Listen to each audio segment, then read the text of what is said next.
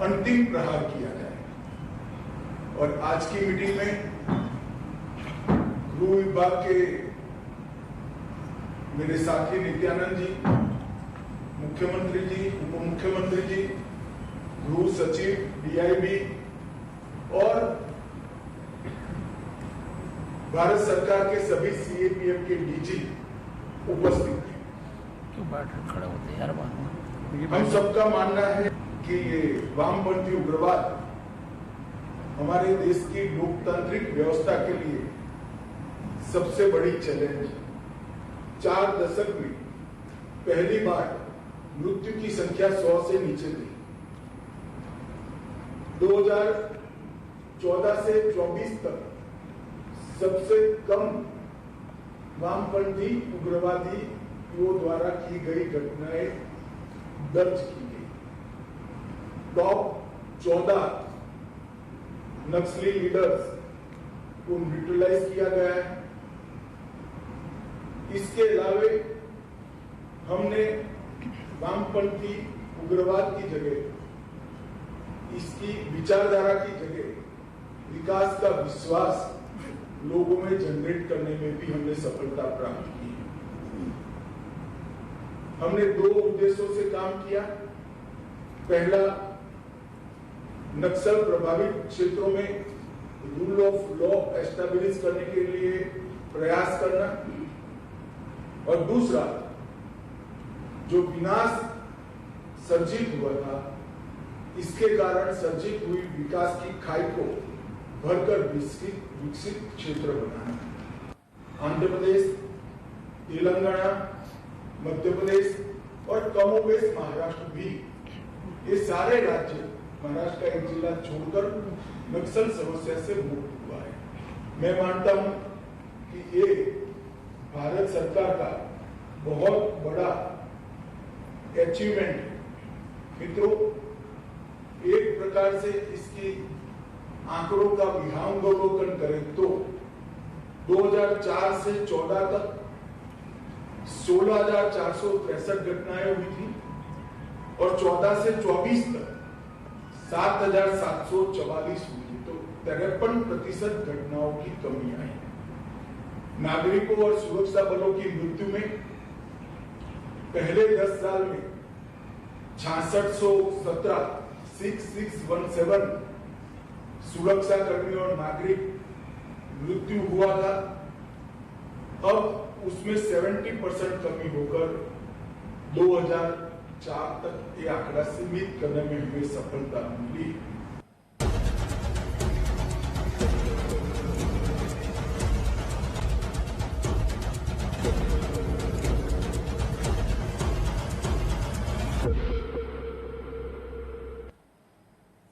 तो केंद्रीय गृह मंत्री अमित शाह को आपने सुना, जिन्होंने कहा कि इस बार अंतिम प्रहार होगा और नक्सलवाद का जड़ से खात्मा करने की पूरी कोशिश होगी। केंद्र सरकार और राज्य सरकार मिलकर यह काम करेगी। नमस्कार, आप देखना शुरू कर चुके हैं मुद्दा आज का। मैं हूं आपके साथ अमित शर्मा और आज इसी विषय पर हम चर्चा करेंगे, जिसके लिए हमारे साथ खास मेहमान जुड़ चुके हैं।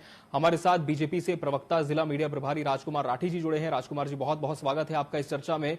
वरिष्ठ पत्रकार और राजनीतिक विश्लेषक अजय चंद्राकर जी इस चर्चा का हिस्सा। अजय जी, आपका भी बहुत बहुत स्वागत है। न्यूज एडिटर मोहन तिवारी जी भी हमारे साथ जुड़े हैं। मोहन जी, आपका भी बहुत बहुत स्वागत है। सबसे पहले मोहन जी, आपका रुख करेंगे। जब अमित शाह ये पूरी प्रेस कॉन्फ्रेंस कर रहे थे, अपने दौरे को लेकर वो जानकारी दे रहे थे कि छत्तीसगढ़ का दौरा कितना अहम है कई मायनों में, क्या कुछ खास बिंदु उनके इस पूरे दौरे को लेकर के सामने और क्या अहम बातें उन्होंने रखी हैं? जैसे छत्तीसगढ़ एक तरीके से अमित शाह की विशेष नजर में है, वो इसी बात से पता चलता है कि उन्होंने नक्सलवाद की समस्या को हल करने के लिए जो एक केंद्रित नीति बनाने का फैसला लिया है, उसमें छत्तीसगढ़ को केंद्र में रखा है। आज उन्होंने 2 अहम बैठक और इस बैठक के बाद जो उन्होंने संकेत दिए हैं, उससे साफ है कि इस बार केंद्र सरकार राज्यों को साथ में लेकर एक समन्वित प्रयास के जरिए नक्सलवाद को खत्म करना चाहती है। और इसके लिए जो डेडलाइन अमित शाह ने आज घोषित की वो मार्च 2026 है, यानी 2026 तक नक्सलवाद का खात्मा कर दिया जाएगा। ऐसी घोषणा आज की बैठक के बाद अमित शाह ने की है, जो कि बात बताता है कि किस तरीके से केंद्र सरकार और नक्सलवाद को लेकर गंभीर है। इसके खात्मे के लिए क्या क्या प्रयास होंगे, इस पर जब उनसे सवाल किया गया तो उन्होंने बताया कि सुरक्षा और विश्वास के साथ करेंगे। लेकिन नक्सलियों से पहले उन्होंने आह्वान किया है कि आप बंदूक का रक्षा करिए, नहीं तो हम किसी तरीके से इधर मुंहतोड़ जवाब देंगे। यानी मुंहतोड़ जवाब देने का जो सिलसिला है वो लगातार जारी रहेगा और कोई कमी नहीं होगी। जैसे ऑपरेशन पहले करते हैं चलते रहेंगे। अब नक्सलियों को तय करना है कि वो किस तरीके से जो है केंद्र से सरकार का जवाब दें। जो लड़ना चाहते हैं, जो लड़ने के लिए केंद्र सरकार तैयार है, अगर उनके धारा में आना चाहते हैं तो जो केंद्र की समर्पण नीति है वो उनका स्वागत करेंगे। तो समर्पण का भी रास्ता खुला है, लड़ाई का भी रास्ता खुला है। इन्हीं दोनों बातों को कहते हुए 2026 में अंतर्वाद को खत्म किया जाएगा।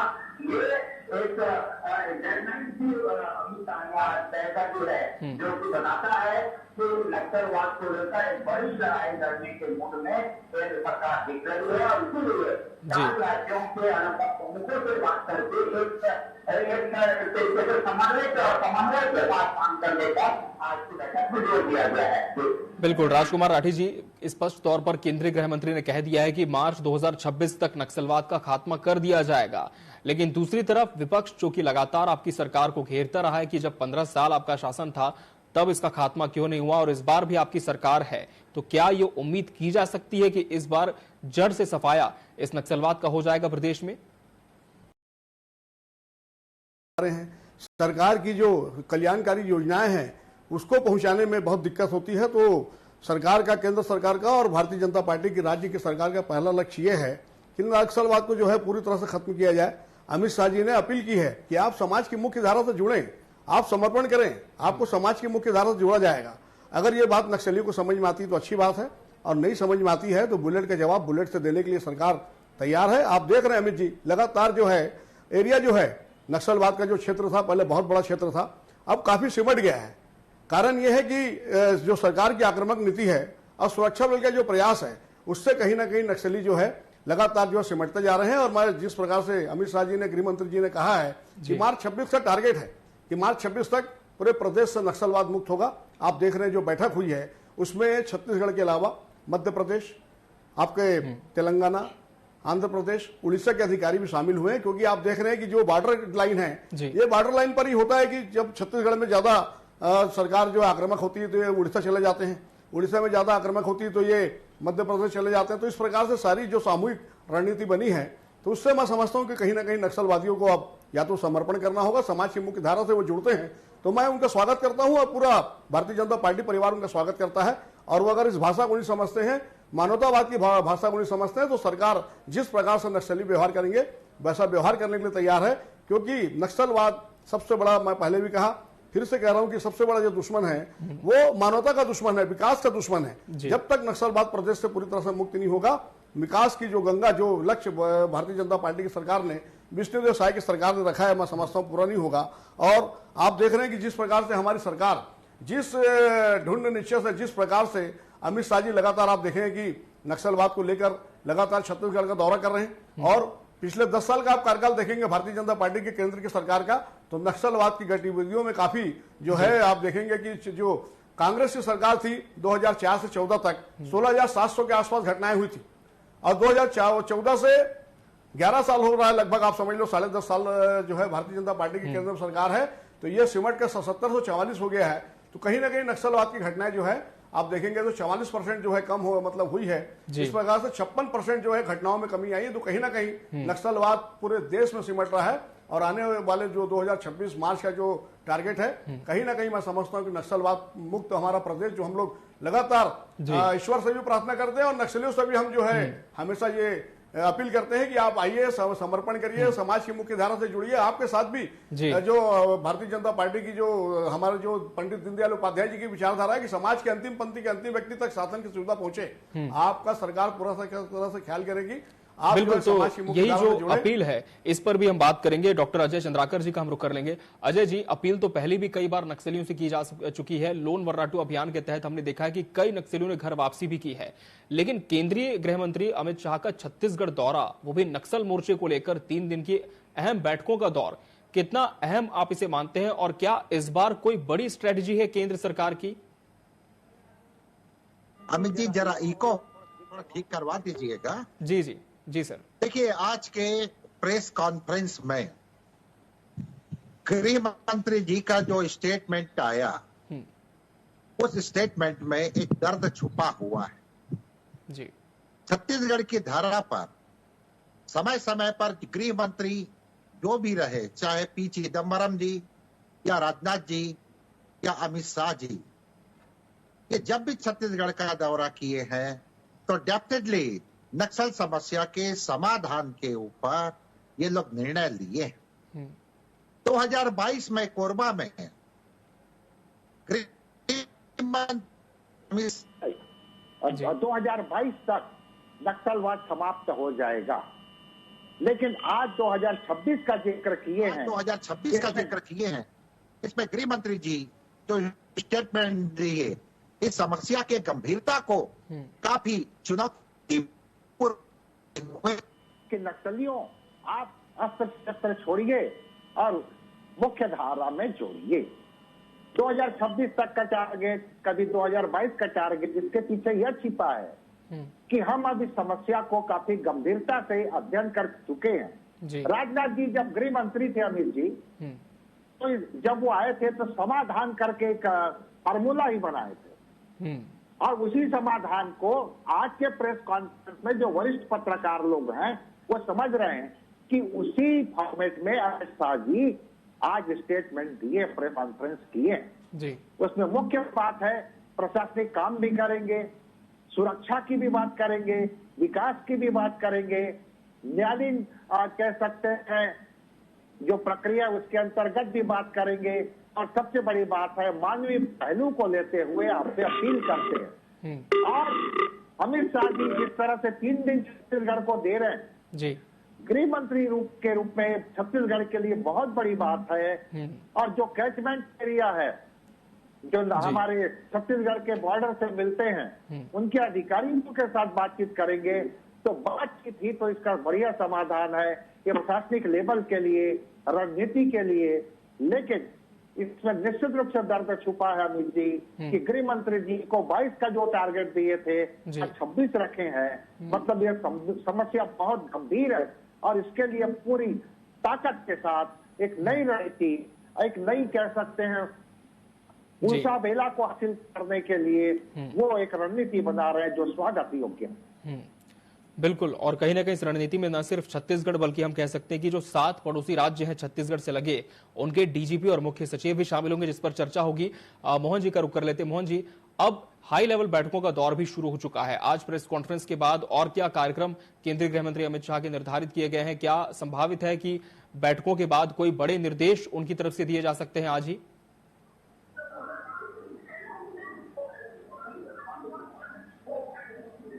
जी मोहन जी, आप मुझे सुन पा रहे हैं? मोहन जी, प्रेस कॉन्फ्रेंस के बाद क्या कार्यक्रम है अमित शाह का? क्या कोई बड़े निर्देश उनकी तरफ से बैठकों के माध्यम से आज या कल में आने की संभावना भी है? देखिए, जैसे नक्सलवाद के मुद्दे पर जो बैठक की जी जी वन टू वन जो उनकी बातचीत हो गई है।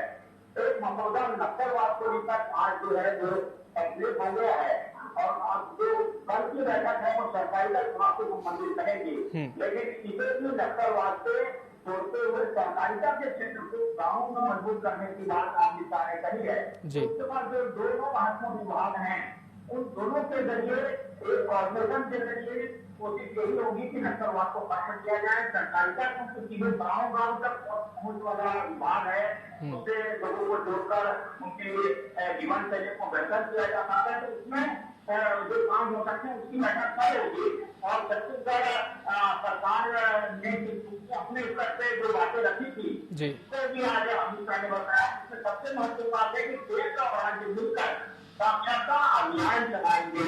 साक्षरता अभियान के जरिए ऐसे लोग जो कि नक्सलवाद की समस्या के कारण पढ़ाई नहीं कर पाए, उनको पढ़ाई करके सर्टिफिकेट देकर उनको ज्ञान का अवसर बनाने का काम भी राज्य सरकार करेगी। फैसला हुआ है कि ऐसा साक्षरता अभियान जिससे उनको पढ़ाई के सर्टिफिकेट मिल सके, डिग्री मिल सके, ताकि आगे रोजगार के लिए अवसर बने। समस्या बहुत थी बंद हो गए थे, जी। पढ़ाई नहीं कर पाए, बात रुक जाएगा तो उसके लिए एक बड़ा अभियान चलाया जाएगा। तो जो लड़ाई वाला मोर्चा है उसका काम होगा ही नहीं होगा। ऐसे मोर्चे जिसके जरिए लोगों को शिक्षित किया जाए, गाँव के बारे में जोड़ा जाए, तो क्षेत्र में काम करने का फैसला आज की बैठक के बाद में शामिल किया गया था। जी, राजकुमार राठी जी, मुख्य धारा से कैसे जोड़ा जाएगा, क्योंकि इसके पहले भी कई बार आह्वान किया जा चुका है।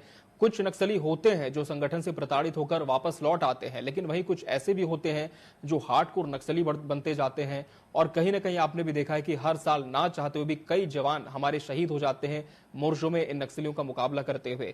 तो राठी जी, इस बार क्या स्ट्रेटेजी हो सकती है राज्य सरकार की तरफ से भी कि इस मोर्चे पर एक कड़ा कदम उठाया जा सके?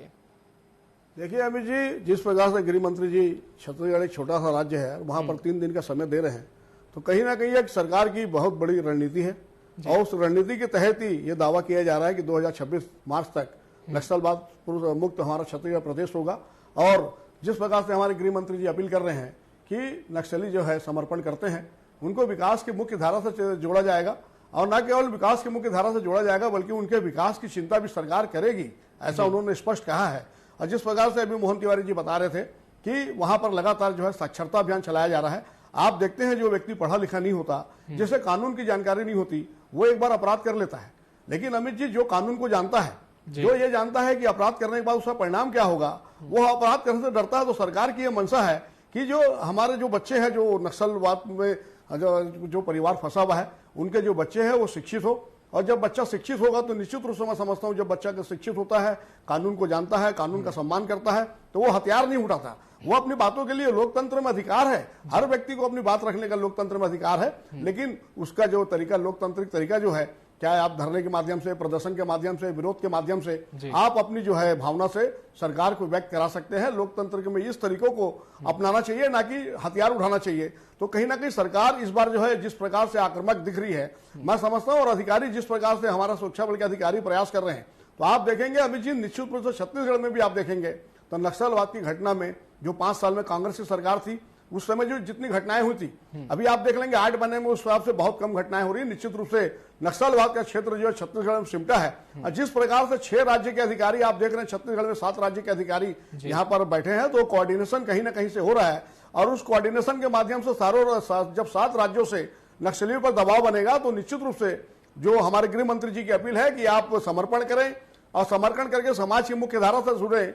और जो आप लगातार हमारे गृह मंत्री जी और प्रदेश के मुख्यमंत्री कह रहे हैं कि आप चिंता मत करिए, आपके विकास की चिंता हम करेंगे। हम आपको समाज की अंतिम पंक्ति के अंतिम व्यक्ति की जो विचारधारा हमारी पार्टी भारतीय जनता पार्टी की है, उस विचारधारा से छोड़ेंगे, जिससे आपको जोड़ेंगे और सरकार की सारी सुविधा का लाभ आपको मिलेगा। तो कहीं ना कहीं मुझे लगता है कि इस प्रकार की जो अपील है, उसका जो इफेक्ट है, उसका जो प्रभाव है, जो हमारे नक्सली भाई हैं उन पर पड़ेगा। और वो जो है विकास की मुख्य धारा से जुड़ेंगे। और जो नहीं समझेंगे विकास की, जो हमारे जो पहल को नहीं समझेंगे, हमारी भावनाओं को जो नहीं समझेंगे, तो सरकार उसके लिए कटिबद्ध है। हमारे गृह मंत्री जी कह चुके हैं, हत्या अगर कोई नक्सली जाकर पाताल लोक में भी छिपेगा तो उसको छोड़ा नहीं जाएगा। और आप देख रहे हैं कि जो नक्सली क्षेत्र है, वहां पर लगातार कानून का राज कायम हो रहा है। ये भी इस सरकार की बहुत बड़ी उपलब्धि है। आने वाले समय में मैं समझता हूं सरकार की जिस प्रकार से मंशा है और सरकार जिस दृढ़ निश्चय से काम करे, जिस आक्रामक तरीके से काम कर रही है, तो जो हमारा लक्ष्य है कि मार्च 26 तक छत्तीसगढ़ प्रदेश नक्सलवाद से मुक्त होगा, वो सपना हमारा पूरा होगा और पूरे प्रदेश में सुख, समृद्धि और शांति आएगी। यही भारतीय जनता पार्टी की विचारधारा है। बिल्कुल, तो विचारधारा तो सरकार ने स्पष्ट कर दी है डॉक्टर अजय चंद्राकर जी। लेकिन जब इस मोर्चे पर हम आगे बढ़ते हैं, तो किस तरह की कठिन चुनौतियों को आप देख पाते हैं जो सरकार के सामने हो सकती है, प्रशासन के सामने हो सकती है? देखिए अमित जी, कठिन चुनौतियों का जो आपका प्रश्न है जी, चुनौतियां तो काफी गंभीर हैं। लेकिन इस दरमियान जिस तरह से सीआरपीएफ का जो रिकमेंडेशन था, उसके अनुसार कैंपों में वृद्धि हो रही है। और बाद में अगर उनका जो रिकमेंडेशन है कि हर 5 किलोमीटर में एक कैंप हो, वहां तक पहुंच पाते हैं, तो ये इसके लिए केंद्र सरकार और राज्य सरकार दोनों में समन्वय की भी आज बात कही गई है। और इसका एक सुखद रिजल्ट भी सामने आया है जी। अभी रक्षाबंधन का जो त्योहार था, तो बस्तर के कई क्षेत्रों में वहां की आदिवासी बहनें सुरक्षा बलों का जिस तरह से तो सम्मान की, आरती उतारी और कलाई में राखी बांधी है। तो ये फोर्स और स्थानीय जो वहाँ नागरिक हैं उनमें जो एक विश्वास पैदा हो रहा है, अब जिसमें सहकारिता भी जुड़ जाए, साक्षरता भी जुड़ जाए, तो ये बहुत अच्छी बात है। लेकिन आप देखिएगा जैसे जैसे फोर्स आगे बढ़ रही है जी, तो कुछ नए एरिया में भी वो जा रहे हैं। जैसे गरियाबंद में आपको याद होगा जी, कुछ दिनों पहले करीब अराउंड फिगर 38 लाख रुपया नक्सलियों का जब्त किया गया। तो इन सबको देखिए तो निश्चित रूप से इसमें अब सफलता तो मिल रही है, विश्वास भी हो रहा है। लेकिन राजनाथ जी का जो फार्मूला था, वर्तमान गृह मंत्री उसको भी साथ में लेते हुए आगे बढ़ रहे हैं। लेकिन ये भी सच है कि चुनौती बहुत गंभीर है। कौन नक्सली है और कौन आम नागरिक है, आज भी डाउट है। ऐसी रक्षाबंधन में या जो ग्राउंड जीरो से रिपोर्ट आया है जी, कि जो नक्सली थे वो सुरक्षा बल में शामिल हो गए, समर्पण के बाद एक मतलब सुरक्षा दे रहे हैं, और उनकी बहन, उनको सगी बहन राखी बांधने नहीं आई क्योंकि वो कह सकते हैं कि जो विचार और वैचारिकी को मानते हुए, एक सिद्धांत को मानते हुए एक अलग धारा में है, एक ही परिवार में इस तरह की बातें हैं, तो 26 तक एक प्रकार से इनफ टाइम है। लेकिन समस्या काफी गंभीर है अमित जी, और सुरक्षा बल, सरकार, केंद्र सरकार, स्थानीय पुलिस और जागरूक जो कह सकते हैं मीडिया के हमारे साथी जिस तरह से काम कर रहे हैं वो काफी रेस्पेक्टेड है, जिसके कारण से आज हमें ऐसा लगता है कि हम काफी अबूझमार, जहां विकास के नाम पर या बस्तर विकास के नाम पर प्रदूषण पानी फेंकते हुए हैंडपंप हुआ करते थे, उससे आगे बढ़ करके आज एजुकेशन और हेल्थ के ऊपर भी बात हो रही है। तो ये तो सरकार निश्चित रूप से प्रयास कर रही। हाँ, ये जो ब्यूरोक्रेसी है वो भी कंधे से कंधा मिला करके सरकार को सहयोग प्रदान करे तो और तीव्रता के साथ हम आगे बढ़ सके। बिल्कुल, तो कहीं ना कहीं एक समन्वय बनाने की भी कोशिश यहां पर और तेज होगी राज्य और केंद्र सरकारों के बीच। ब्यूरोक्रेसी भी कदम ताल करेगी तभी बात बन सकती है।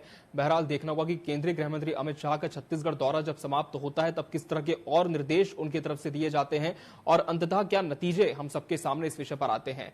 आप सभी मेहमानों का बहुत बहुत शुक्रिया हमसे इस चर्चा में जुड़ने के लिए और इसका हिस्सा बनने के लिए आपका बहुत धन्यवाद। और इसी के साथ मुद्दा आज का में फिलहाल इतना ही। मुझे और मेरी पूरी टीम को दीजिए इजाजत। नमस्कार।